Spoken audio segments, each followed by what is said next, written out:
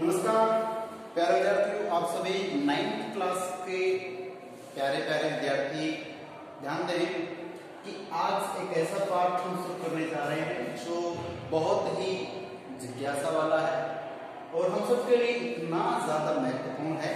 इस पाठ में महान महान व्यक्तियों का हम जिक्र कर रहे हैं। गुरुदेव रविंद्रनाथ टैगोर का नाम आपने सुना होगा। टैगोर, हाँ, टैगोर स्कूल, हाँ वही बात है। ध्यान दें कि रविंद्रनाथ टैगोर, रविंद्रनाथ ठाकुर हम बोलते हैं, वही बात यहाँ पर है। और इन्होंने, आप जानते हो, हमारा राष्ट्रगान जन गण मन लिखा है। बहुत अच्छा रिस्पॉन्स इनका।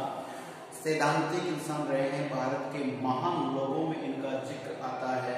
ठीक है, तो आप जानते हो कि जो महान लोग होते हैं वो आजकल की तरह सेलिब्रिटी के रूप में या बड़ा चढ़ाकर मीडिया के माध्यम से पॉपुलर नहीं होते थे।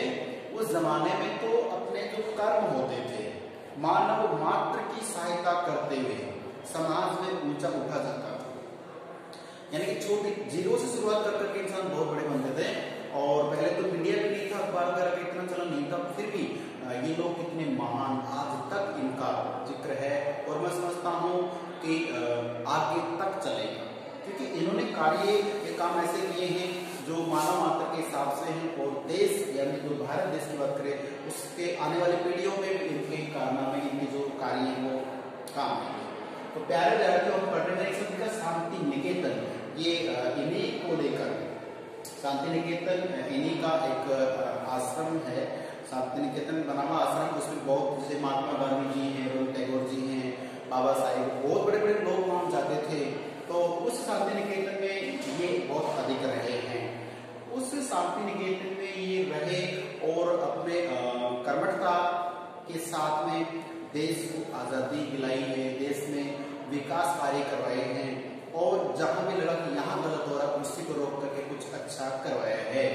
तो बात करें इस पाठ की, तो एक कुत्ता और एक मैना की बात, जो कहानी है, जो निबंध है सुनी, इस निबंध में हजारी प्रसाद द्विवेदी जी तो लेखक हैं। उन्होंने जो बताया है वो इनके बारे में बताया है।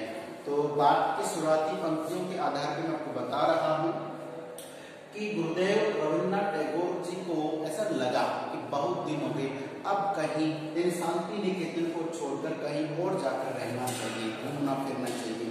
इसका कारण ये होता है कि मनुष्य को एक स्थान पर रहते हैं ना, तो हमारी स्थिति हो जाती है कूप मेंढक। कूप मेंढक, तो कूप यानी कुआ होता है, मेंढक यानी मेंढक होता है। ठीक है, तो इसमें क्या होता है प्यारे विद्यार्थी कि जो व्यक्ति एक जगह रहता है उसे बाहर की दुनिया का पता ही नहीं चलता है। तो कूप मेंढक होने का मतलब अल्प ज्ञान वाला। कुएं के मेंढक को लगता है कि दुनिया कुएं जितनी ही है। अंडे के अंदर जो चूजा है, बच्चा है मुर्गी का, उसे लगता है कि दुनिया तो अंडे जितनी ही है। लेकिन जब वो बाहर निकल के आते हैं, हालांकि कुएं का मेंढक बाहर आए संभव नहीं है ना। हालांकि इसमें हो सकता है कि जैसे पानी भरता है, पानी के साथ तैरते ऊपर आ सकते हैं, अर्थात कोई भी व्यक्ति समस्या से बाहर आ सकता है। और जो मुर्गी का मैंने चूजा कहा, अंडा, तो वो समझता है कि दुनिया अंडे जितनी ही है, ऐसे उसकी भूल थी। जैसे बाहर आता दुनिया को देखता हुआ, दुनिया तो बहुत खुशनसीब है, बहुत रंगीन है। मैं ये सब इसलिए कह रहा हूँ मेरे विद्यार्थियों, लोकोक्ति माहौलों का प्रयोग करते हुए, आपको लगता है कि बस यही सब कुछ है, वो नहीं। दुनिया को जानो, हिंदी हो, इंग्लिश हो, मैथ, साइंस, कुछ भी सब्जेक्ट हो, प्रत्येक सब्जेक्ट आपको बहुत अधिक ढेर सारी जानकारी देता है। सो प्लीज, हम बात कर रहे हैं एक कुत्ता एक मैना शीर्षक निबंध के माध्यम से गुरुदेव रविंद्रनाथ टैगोर के बारे में। ये शांति निकेतन में रहते थे। हजारी प्रसाद जी इनके पास जाते हैं तो उनको बता रहे हैं कि बहुत दिन हो गए हैं, मैं बाहर नहीं गया हूँ, अब मैं शांति निकेतन को छोड़ के बाहर रहूंगा।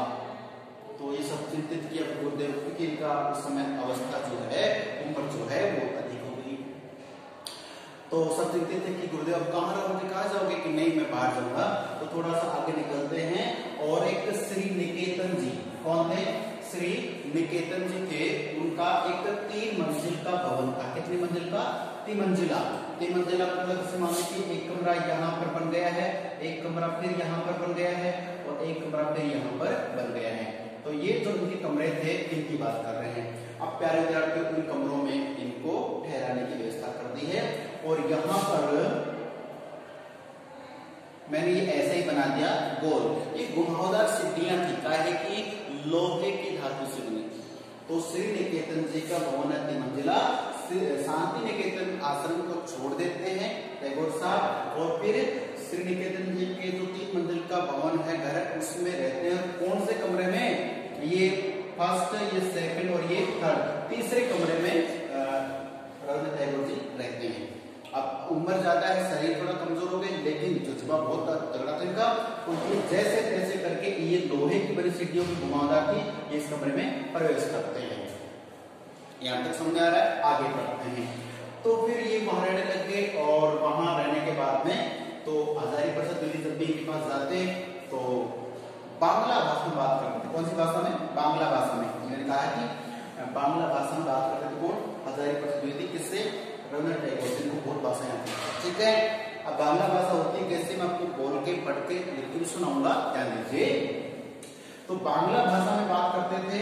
तो एक दिन हजारी प्रसाद द्विवेदी जी को लगा कि मुझे अपने पूरे परिवार के साथ और गुरुदेव के दर्शन करने हैं, क्योंकि ये इतने महान थे, इनके पास बैठते थे ना तो कुछ ज्ञान प्राप्त जरूर होता था और एक लगाव था सबका इनसे।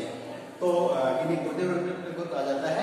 ध्यान रखना कि रविंद्रनाथ टैगोर जो हैं, इनके जो 3 मंजिला भवन में जो शायद रहने वाले सब लोग कहीं गए थे, उस दिन एक दिन हमने उनके दर्शन करने की ठाने का मतलब सोच लिया कि आज तो गुरुदेव के दर्शन करने ही हैं और वहां से चल पड़े। अब क्या होता है कि जैसे ये वहां से चलते हैं तो गुरुदेव के पास चले गए। गुरुदेव एक डायलॉग, एक बात अक्सर उनको कहते थे, क्या? दर्शनार्थी है क्या? ये लाइन बार बार आएगी, दर्शनार्थी हैं क्या? कि भाई जो भी आए हो वो हमारे दर्शन करने आए हो क्या? तो ये कहते हैं हाँ बाबा, मैं इसी प्रकार, हाँ गुरुजी मैं इसलिए आया हूँ। तो फिर ये स्वयं तो दर्शन करते थे, कभी कभार बाहर के लोग, विदेशी लोग या प्रदेशी लोग जो भी थे, वो इनसे हजारी प्रसाद द्विवेदी से कहते कि हमें गुरुदेव के दर्शन करने हैं, गुरुदेव से बातचीत करनी है, उनकी कुशल से पूछनी है, उनसे सलाह लेनी है। तो इन तक पहुंचने का माध्यम यही थे, और भी थे, लेकिन ये लोगों को यहाँ ले जाते थे इनके पास, किसमें? 3 मंजिला भवन में, ठीक है। तो जो भी व्यक्ति जाते थे उनको कौन लेके जाते हैं? हजारी प्रसाद द्विवेदी कहाँ पे? रविंद्रनाथ टैगोर के पास ले जाते थे। अब कुछ व्यक्ति आते तो उनको लेके आते और कहते कि चलो इनके दर्शन कराएंगे।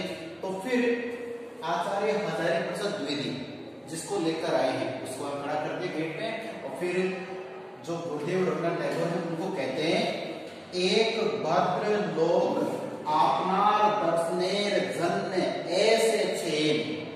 प्यारे विद्यार्थियों, ये बांग्ला भाषा, कौन सी भाषा है? बांग्ला, बांग्ला बंगाली, ठीक है। ध्यान रखना, हमारे जो बॉलीवुड की फिल्में आती हैं हमारे, उन फिल्मों में लगभग अलग अलग प्रदेश के क्षेत्र के हीरो हीरोइन होते हैं, लेकिन उनको जिस भी क्षेत्र की फिल्में शूट करनी पड़ती है वहां की भाषा सीखनी पड़ती है, चाहे हरियाणवी हो, बांग्ला हो, कन्नड़ हो, तमिल हो। तो आप देखते हैं कि इन फिल्मों में जो डायलॉग होते हैं किताबों से ही उठाए जाते हैं, किताबों से ले जाते हैं, फिर वहां के लोगों से जाकर के बातचीत करते हैं, तो फिर ये उसको शूट किया जाता है, ठीक है। फिर आप चाहिए वो अपनी कोई सी भी मूवी देखिए, चेन्नई एक्सप्रेस देखिए आपने, अब उसमें वो कौन सी भाषा, चेन्नई में कौन सी तमिल तेलुगु भाषा बोली जाती है, ठीक है। तो उसी प्रकार से हम भाषा सीख सकते हैं। कैसे? ये बांग्ला भाषा की, एक भद्र लोग आपनार दर्शनेर जन्य ऐसे चेन। अब ये तो अपन हिंदी भाषी लोग हैं, तो हम मान लो इसको हिंदी की तरह पढ़ रहे हैं, वो लोग थोड़ा सा लहजा लगा के बोलेंगे तो बांग्ला भाषा हो सकती है। अब सब देखिए, एक तो आप समझ सकते हिंदी का है, भद्र का मतलब सज्जन, जो बाहर से आया है वो इनके दर्शन करने आया, तो ये भी इंसान और आने वाला भी इंसान, तो ये महान इंसान है, तो वो भी भाई कोई महान ही होगा, तो हम सामने वाले को हमेशा बड़ा माने। तो सज्जन हो गया, तो भद्र का मतलब सज्जन। अच्छा, लोग का मतलब लोग, अर्थात एक भद्र सज्जन है, एक माँ से है, एक व्यक्ति है, एक मिस्टर, एक मिस्टर है, चलिए, तो वो लोग हैं। आपनार यानी आपके, गुरुदेव आपके दर्शन करने के लिए, दर्शने यानी दर्शनों के लिए, जनने आपको जानना चाहता, आपके दर्शन करना चाहता है।